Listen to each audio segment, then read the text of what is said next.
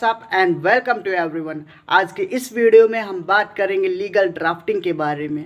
अगर दोस्तों वकालत क्षेत्र की बात करें तो उसमें लीगल ड्राफ्टिंग एक बहुत ही इम्पॉर्टेंट एस्पेक्ट होता है अपने फेवर में एक जजमेंट को पास कराने के लिए, ऑर्डर कोर्ट से लेने के लिए। तो उसमें जितने हम कानून से जुड़ी हुई और जितने भी मुकदमे से जुड़े हुए तथ्य होते हैं और उसमें जो जो एविडेंसेस होते हैं, साक्ष्य, उन सब का जब हम जिक्र करते हुए वो एक पूरा कानून को और फिर तथ्यों को जब हम लिखते हैं कागज़ में, उसको शब्दों में जब पिरोते हैं और वो चीज़ जब हम फाइल करते हैं कोर्ट में ले जा कर के, वो एप्लीकेशन हो, चाहे वो बेल का हो, वो चाहे स्टे ऑर्डर हो, चाहे जिस रिट पिटीशन हो, तो उन्हीं सबको लीगल ड्राफ्टिंग कहते हैं।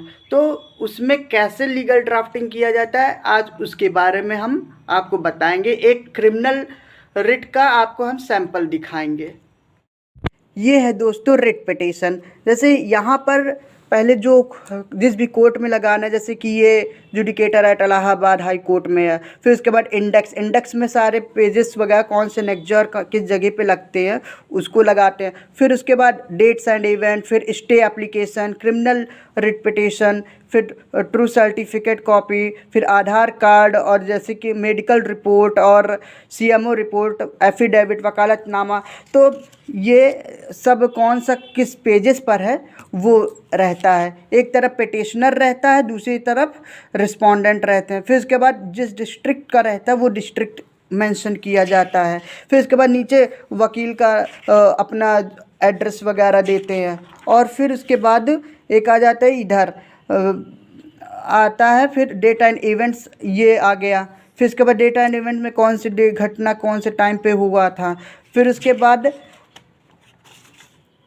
ये आ जाता है कि ऊपर केस क्राइम नंबर वगैरह डालते हैं, कौन कौन से अपराध में उसको एक्यूज्ड है, बनाया गया। तो फिर उसके बाद हाई कोर्ट जैसे का ये है में पढ़ना है, तो फिर ये हाई कोर्ट के जुडिकेटर में एट इलाहाबाद उसको दे दिए। फिर उसके बाद स्टे एप्लीकेशन यहाँ पे डालेंगे, high court rule chapter 22 rule 1 of high court rules. फिर उसके बाद यहाँ पे फिर रिस्पोंडेंट नंबर, रिस्पोंडेंट और पिटिशनर, एप्लीकेंट जो है और पिटिशनर। फिर उसके बाद अंडर आर्टिकल 226 के तहत फाइल किया जा रहा है। फिर यहाँ पर डिस्ट्रिक्ट जो इसका है वो बिलोंग किया जाएगा। फिर उसके बाद एक तरफ पूरा पिटिशनर साइड हो जाएगा, दूसरी तरफ रिस्पोंडेंट हो जाएगा। फिर उसके बाद आ जाते हैं यहाँ पर ये प्रेयर क्लॉज पर। यहाँ पे जो हमें प्रेयर चाहना होता है उसको लेते हैं। फिर उसके बाद आ जाता है मेन ये क्रिमिनल रिट पिटीशन का, ये है पूरा एप्लीकेशन आपका। इस पे सारे जितने जितने फैक्ट्स होते हैं वो सारे फैक्ट्स को नरेट किया जाता है पहले। फिर उसके बाद सारे फैक्ट्स को पॉइंट वाइज कंसाइज फॉर्म में क्लियरली, ताकि जजेस भी समझ सकें।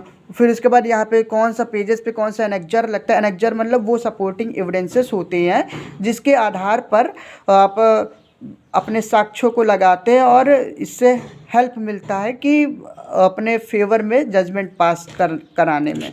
फिर उसके बाद ये पॉइंट वाइज हो गया, सारे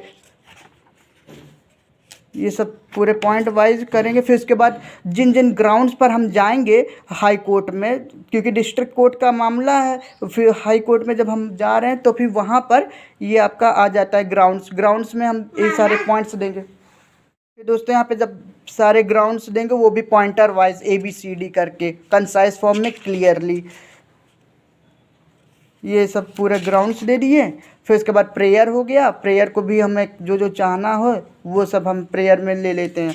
फिर नीचे वो एडवोकेट्स वगैरह का इसमें फाइल डिटेल्ड रहता है। फिर उसके बाद यहाँ पर वो सब एनेक्जर नंबर 1 है, जैसे कि ये FIR का है, कौन सा मतलब रिस्पोंडेंट और पिटिशनर रिस्पोंडेंट। फिर उसके बाद कौन कौन सी धाराएँ लगी है। फिर उसके बाद इसमें घटना का बारे में, इस तरीके से सारे एनेक्जर को लगा दिया जाता है एक एक करके। ये FIR की कॉपी है, फोटो स्टेट।